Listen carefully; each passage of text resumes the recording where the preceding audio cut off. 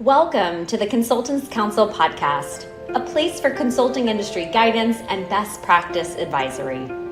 Whether you're working to grow in your consulting career, you're managing and developing a consulting firm, you're working with consultants, or you're just interested in business and high-performance advice, we've got recommendations and education for you. I'm Kelsey Creveling, founder and CEO of Kelsey Consulting, a firm focused on building high-performing organizations, teams, and individuals through a variety of ventures, including the Consultants Counsel. I've spent my career at the intersection of technology and management consulting, working with organizations across the country to help solve their toughest challenges, while also supporting the growth and development of multiple consulting firms, helping them improve their long-term performance trajectory. In addition, I'm an entrepreneur across a few different industries, and I serve as a startup investor and advisor, promoting the ideas of other entrepreneurs as they work to gain traction in their industries. With so many people gearing up to launch their own businesses and establish their own consulting practices, I want to make available the advice and lessons I've learned along the way. This podcast is made possible by Kelsey Consulting, with media support by Class Act Media. For more information, check out our site at theconsultantscounsel.com and kelsey.consulting. That's KELSC.consulting. And now, stay tuned for this episode's counseling, because the consulting world is full of nuances, and the answer is always, it depends. What's possible? Do more? Hey there, welcome to the Consultants Counsel podcast. I'm Kelsey Creveling, and I am super excited for today's episode. Joining me is Kalorin Suetrong, and she is a dear friend of mine, but also an incredible entrepreneur in the marketing and branding space. She's also an entertainer, has a background in performing arts and singing, and has worked with some really incredible brands. So thrilled to dig into today's episode and how she brings magic to the world. So really excited to dig in today and kind of just chat about all things entrepreneurship and magic, because Cal, tell us your title that you tend to go by for work. For work, a lot of people know me as the magical officer. Very non-traditional, but it is the role of a CMO and someone who basically manages and oversees all the marketing aspects of the company. Okay. Is that a term that you coined, or how did you come into that type of a role? It just became something that spiraled out of control. Well, when I started with Boka, it was like the very first startup that I, got into. Mm-hmm. And I wore so many hats. As you know, startups are all about kind of maneuvering around the company.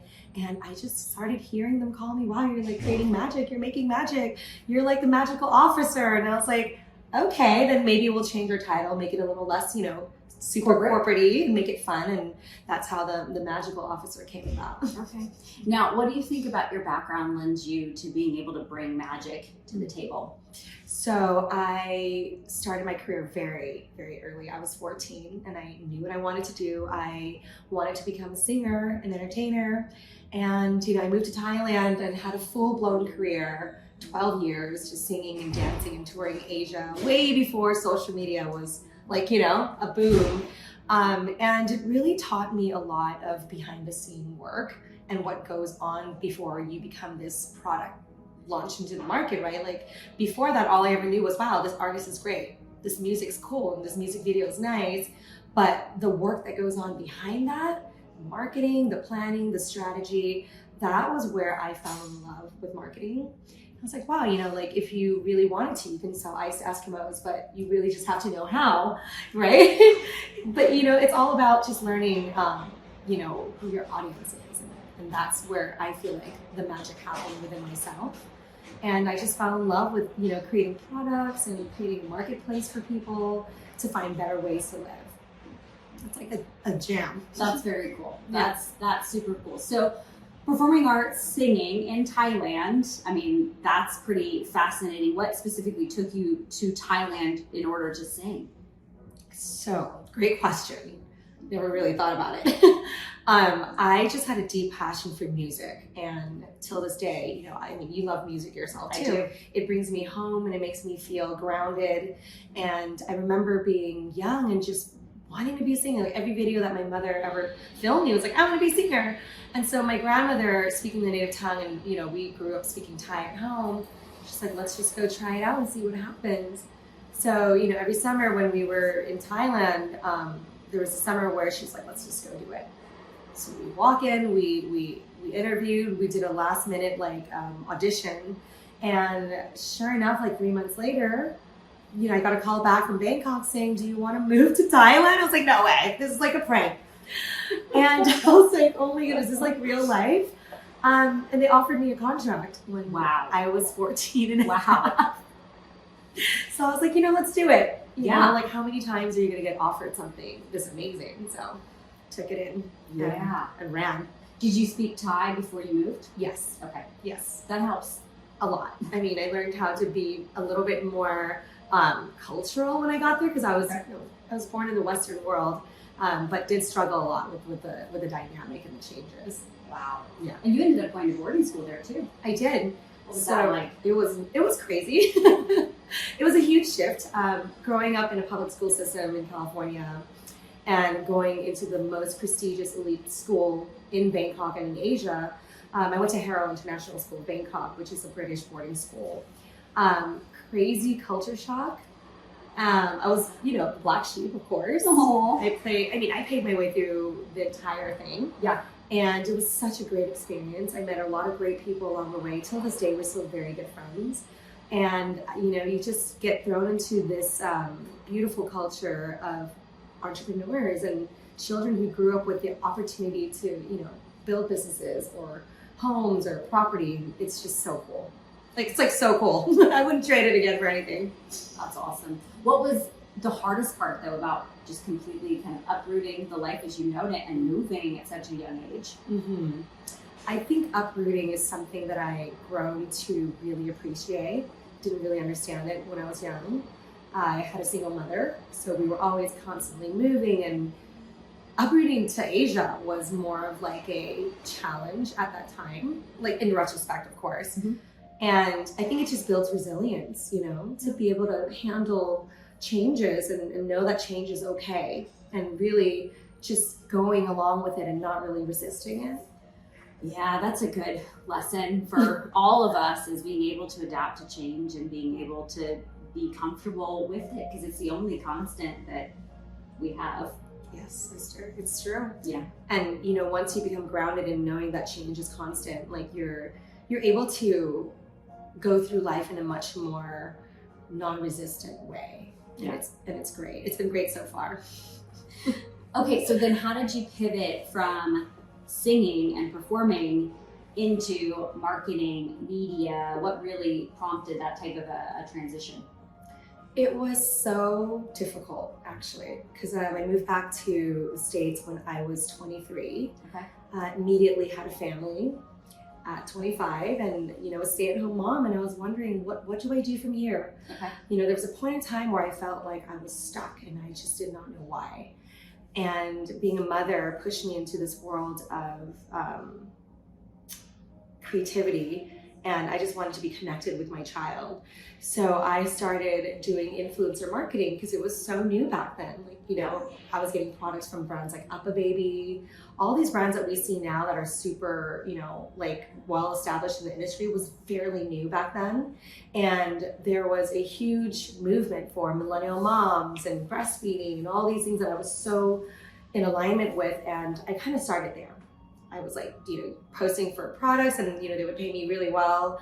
And then I saw the bridge in between that was missing. So as I said before, when I was singing and dancing, I saw the marketing that went on behind it, and then I saw the final product, and I saw how it was being consumed in the market. Yep. I was like, wait a minute, maybe I can put the two and two together.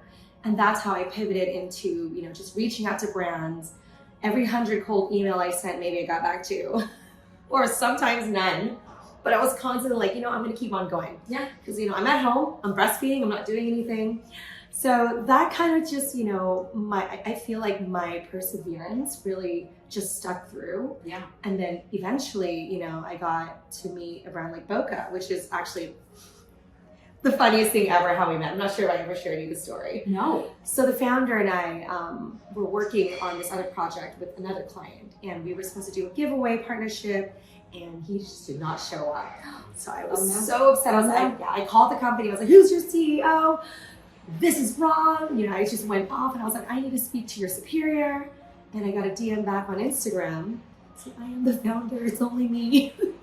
Aww. So, you know, like so many times, like you think a company that looks so well, big and established, it's just one or two people running the entire thing.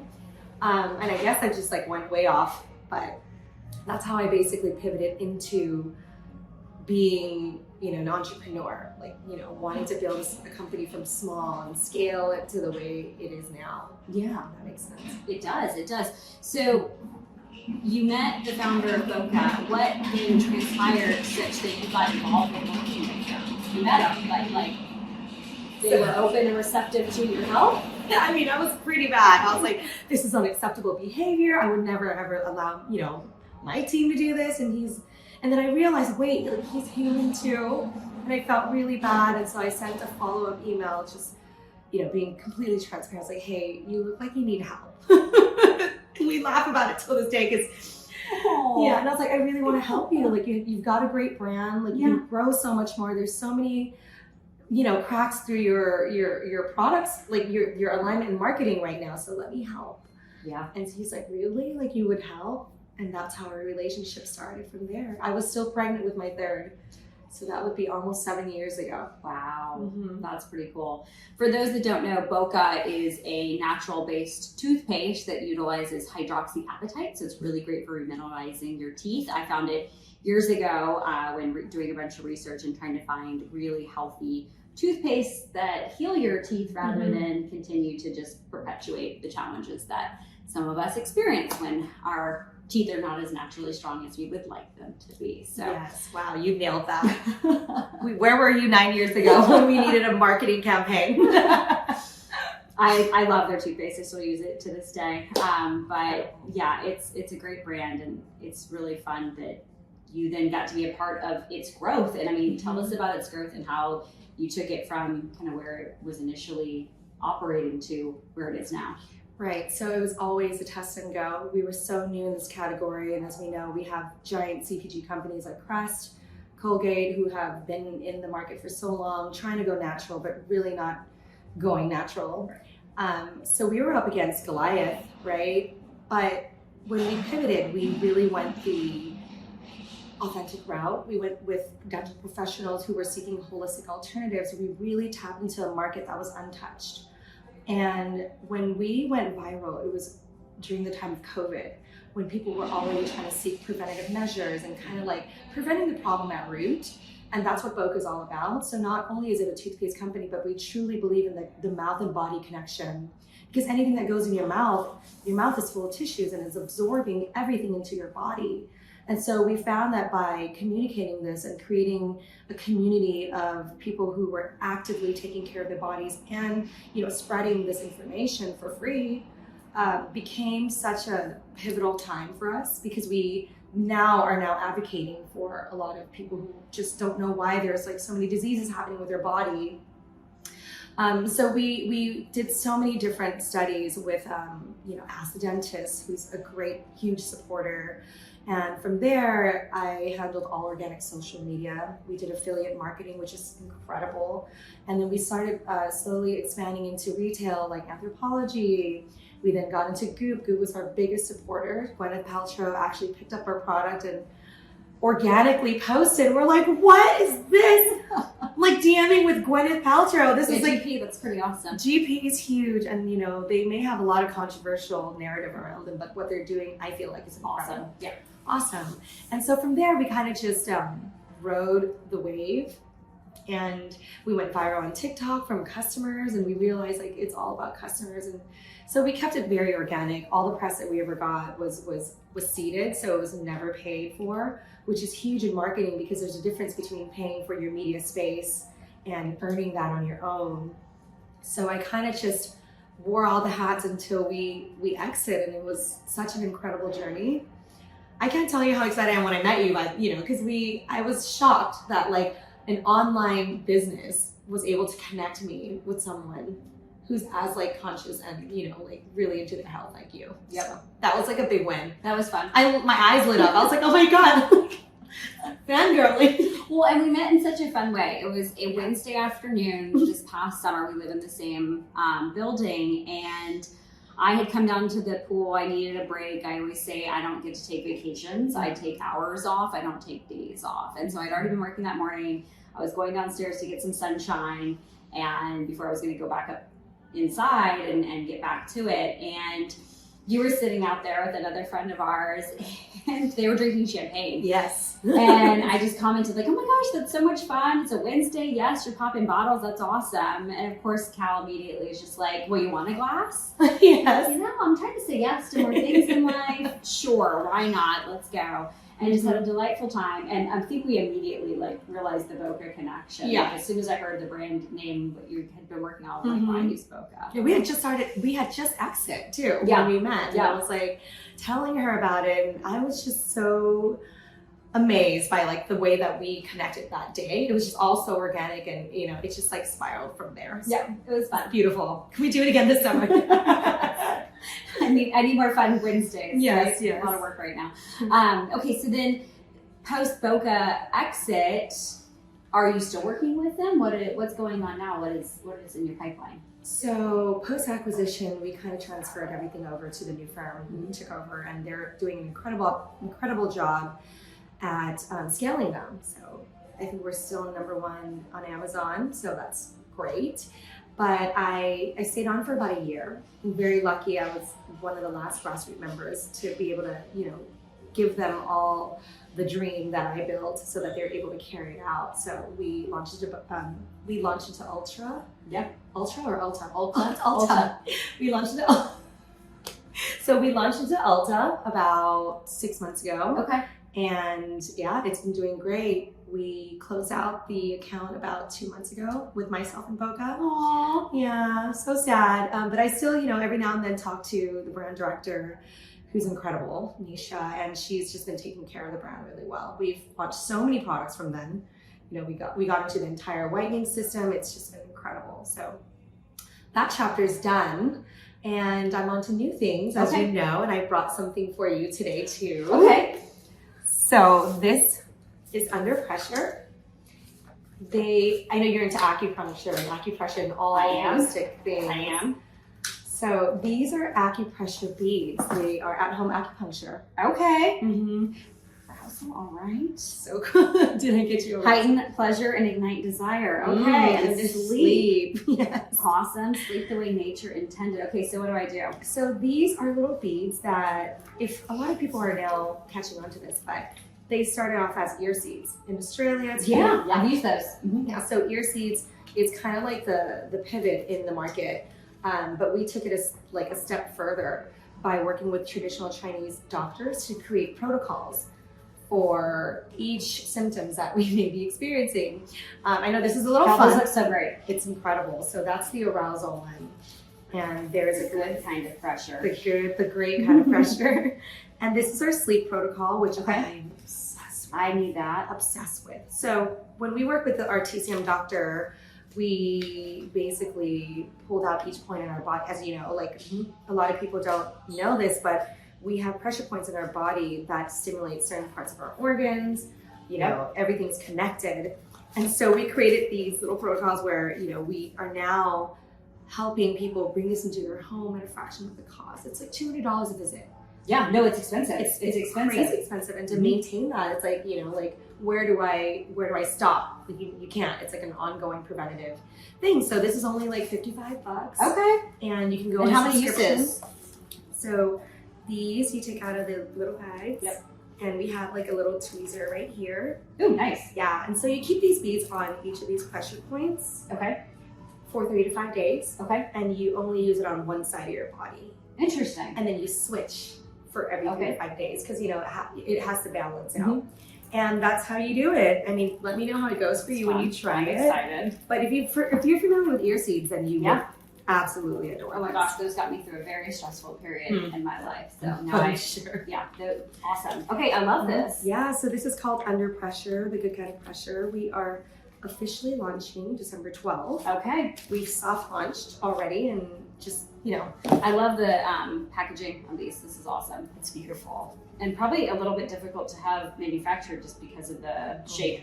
Yes. I'm sure this took a little bit to find somebody who could deliver on it. We just went back and forth, the founder and I, like, many times, and we're super OCD with design and all that. Yeah. And so we launched 4 months later than what we originally wanted to, which is so super common, by the way, guys. Like Delays. delays and malfunctions, and it's Things get in the way and happen, and I mean, things don't go the way we plan. I mean, just this morning, I brought coffee for us pre-recording, and absolutely spilled it all over the entire table, all over the floor, all over the electronics, all over the mics. So, it's very exciting. Things don't always go the way that you're expecting, and you keep going. You roll with the punches. Okay, so then what's the launch plan for this? You've done a soft launch. You're launching in December, later this month. Where do you see this going? So when I see Under Pressure, it really reminds me of when I started working on Boka. It's just knowing its potential and knowing that it can actually change a lot of people's lives. And I start from there, like knowing that that is my goal. So everything that I do around that is going to serve that purpose. We ideally want to eventually get into healthcare. Okay. Because I believe that, as Western medicine is great, but it's very reactive. And so our mission is to prevent diseases from forming and, relieve anxiety before it happens.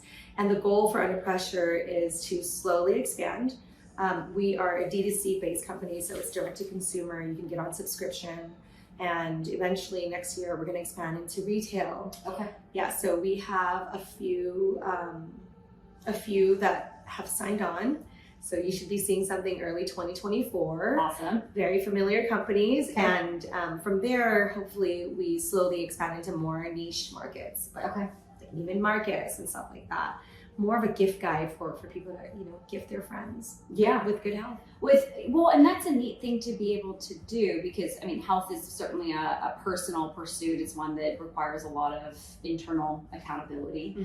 And when we outsource it to others, oftentimes the results are not as great as they would be if we really took accountability ourselves. So I love this. This is a lot of fun. But in addition to working with Boka and now Under Pressure, you also have your own firm. So tell us about that. Yeah, so my boutique agency is called Social Mar, and it's basically social marketing.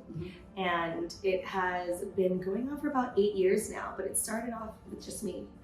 And now there's 2 of us. when I say we, back then it was just me and me. Yeah, and we. The royal we. Yeah. Very familiar with that. But yeah, so my main bread and butter is consulting for startups and kind of helping them create a strategy to go to market, or even branding. We help with, content, just anything basically to get your brand equity, to build that strong presence and, build a community for your company. And it's been going great. It's very slow and steady, but we work long-term with a lot of brands. We've worked with Avocado, which is the mattress company. Up a Baby, which is the baby company ultimate experience. We work with so many different verticals. So it's the same for me. I find it that we have like a strategy, and we just have to like maneuver it into the brand. So that's what we do. I mean, we as in I. So then how do you find these organizations to work with? Business development for consulting practices can be challenging. What do you find fills your pipeline? So when I first started, like I said, we did all cold email outreaches. And from there, I believe in building very strong relationships with the people that I work with. And my biggest thing is delivering quality work, regardless of how you feel with your internal team or, anything that goes on, because it becomes very stressful sometimes. But my biggest thing is relationships. So as long as you're building a genuine relationship with your clients or the people that you work with, you now become, friends. And when you become friends, you build a stronger connection with your work, and your work just gets delivered in a way where it's top quality, and I have just carried that into every relationship that I bring. And sometimes I know it's really outrageous. It shouldn't have to be. It shouldn't have to be, but you know, should be the norm. Should be the norm. And so that's kind of just my way. And you know, the magic comes from being able to connect with people. And when you're able to connect, you break and you shatter glass ceilings. It's just how I've operated. Yeah. Mm-hmm. So you've got a lot always going on and on your plate in a lot of different ways. Also a mom of 3. I mean, with that, I can't even begin to fathom what that is like. How do you balance? How do you come back to yourself? Man, that's a great question. So owning a company, doing startups, being a single mom of 3 is just crazy to me. Sometimes I'm like, what am I doing? It's a constant go. But you know, like sometimes I look at it as like, we only get to do this once. And if we're having fun doing it, it just becomes so rewarding. You know, I've homeschooled my kids all their life. They just started going to school, and seeing them go out there, becoming little humans, making decisions on their own with how I nurtured them. It's just incredible, right? It's like building a brand. Yeah, I don't look building humans. But building little humans, and these little humans, you know, like are a reflection of me, just like all my brands that I've built and exit. So it's just beautiful. I find the journey way more fun than the destination, always. And I know that's so cheesy, but like, what do you do post-acquisition? I don't know. We're going to figure it out. So that's kind of where I'm at. Okay. Are there any, in addition to under pressure, acupressure beads, are there any other health and wellness practices that are non-negotiable for you to keep you centered? Absolutely. Meditation.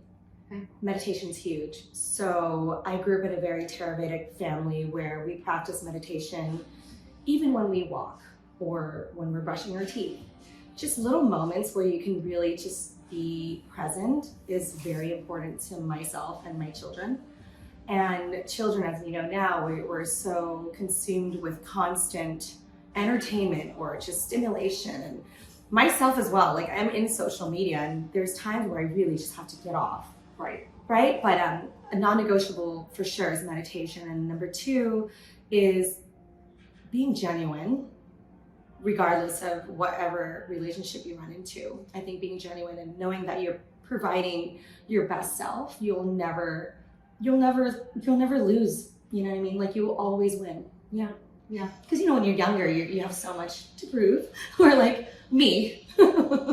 So you're constantly seeking something that's outward, but as long as you're bringing something from the insides out, I think that's sustainable. That's beautiful. Stop. You're making me cry.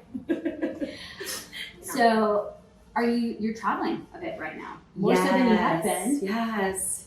We're back. Yeah. Any thoughts or advice you have for other consultants who might be on the road or navigating that road warrior lifestyle? Yes, I journal a lot. Okay. Way less than my daughter, who shares the same birthday as Kelsey. We do. Yeah. Very cute. We're very similar too, we found. The same exact spitting image and mirroring personalities. I think it's important to when you're traveling as an entrepreneur or even having a busy schedule, to always carve a little time out for yourself. It gets crazy and it's okay. There's times I'm like, oh man, I just want to throw in the towel. Like, this is not my day. We've all had that, you know, because it's inevitable. It's inevitable. So, but go along with it and go all the way. Get it out and then come back in. Yeah. Right. Yeah. I love that. Well, that's a different perspective too. Because I mean, traveling takes a lot from you. It's a grueling experience, and being able to stay balanced while you're doing it so that you can deliver to a high degree of quality to the clients that you're working with. I mean, that's critical to being successful. So yeah. Speaking of just being successful, any thoughts or advice you have for others who may be considering entry or improvement in the world of marketing, branding, and magic? Yeah, absolutely. I think it's important to really enjoy your craft. And as long as you're enjoying your craft or whatever it is that you're trying to push out into the world, have it come from a place where you know that I can wake up tomorrow and be super excited to get out of bed. I think I struggled a lot when I was younger to kind of, communicate. I loved being a singer, but I didn't love being on stage. I really didn't. I hated it. It's like, why do I have to do this? But, I was young. It's part of it. It's a part of it. And I truly admired being behind the scenes and seeing the product come to life. And so once you go through these different experiences in life, you kind of, piece together, okay, what do I love? And when you find that, you hone in on that. And there's never a day you're gonna wake up and be like, I don't wanna do this. You might wake up and be like, oh, I'm a little tired. But, think of the 3 things that truly bring you joy in that moment. Like I said, meditation and being present. And that really brings you back to a place where like, okay, well, now I have the feel. Now I wanna do it. And then that spirals. And I truly believe that, if you're starting out new and you really don't know where to place your energy, it's just like, tune out all the stuff that you don't need to do immediately and kind of like focus on the things that are like, within your reach. And then it'll take you on a journey and you don't know. I didn't think I was gonna be pushing toothpaste, when I was singing in Asia, like my 14-year-old self would be like, there's no way you're in marketing. So just think about that and pivot again and fail harder and fail faster and fail smarter, because failing is really inevitable and you will beat yourself up surely, but you will feel good about it in retrospect when you look back like, oh, that's why I needed to fail, so that when I work on this, like I know how to fix this, or just don't be afraid to fail. Yeah.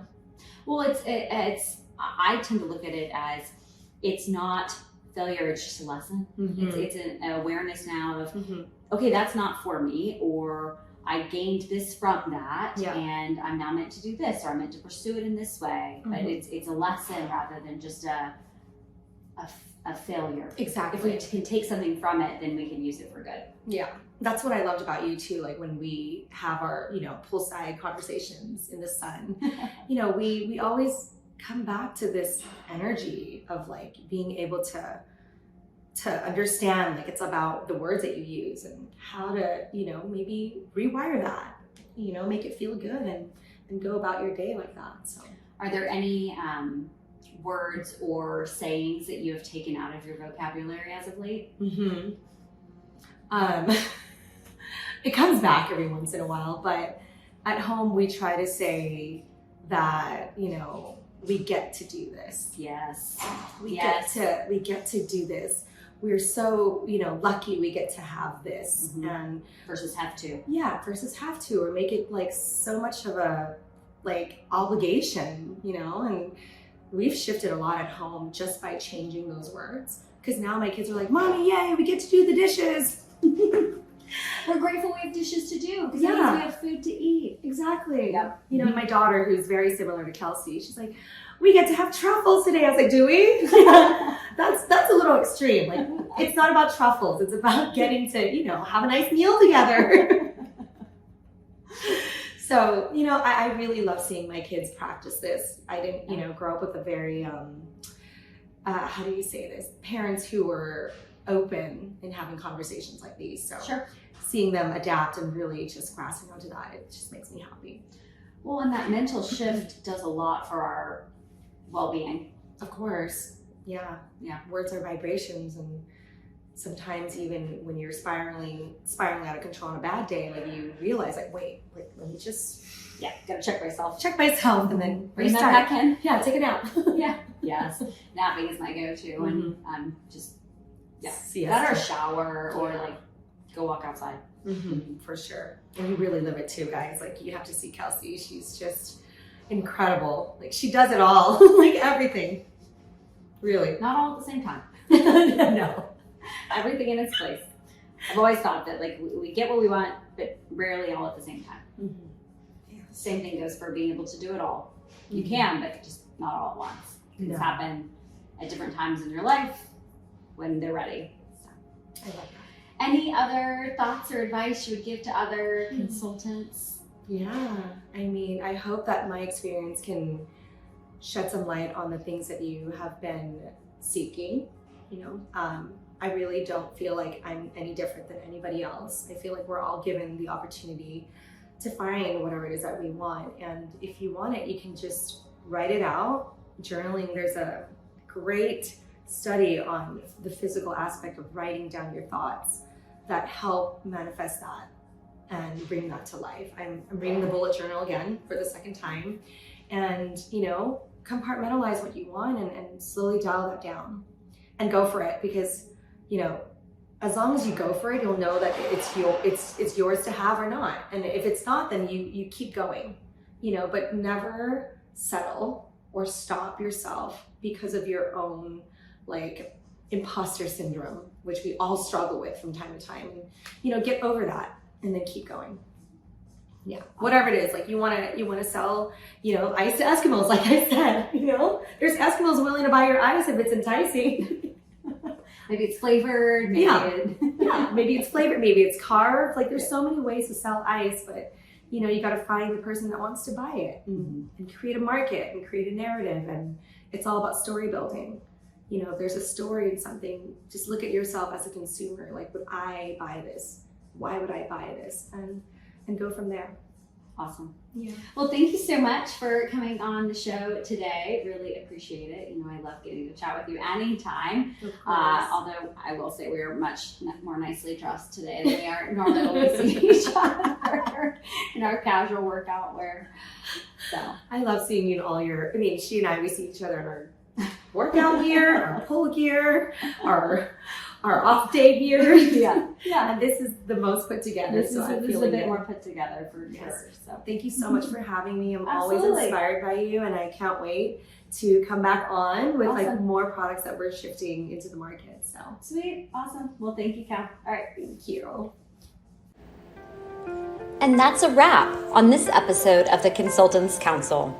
Thank you so much for your interest and engagement. Let us know what you'd like to learn more about by writing into info@theconsultantscouncil.com. Thanks to Kelsey Consulting for sponsoring this podcast, and to Class Act Media for the media support. And with that, cheers and all my best. Have a great week. And remember, what's possible? Do more.